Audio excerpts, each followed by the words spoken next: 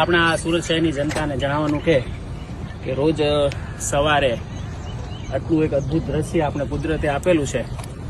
એ દ્રશ્યમાં પકડી રાખો તમે ચાલો જોઈ શકો છો મિત્રો, આ તાપીના કિનારે તાપીનો આ કિનારો છે. કુદરતી આપણે ખરેખર રિયલાઇઝ સ્વર્ગ આપેલું છે. એ સ્વર્ગમાં આપણે શું કરીએ છીએ?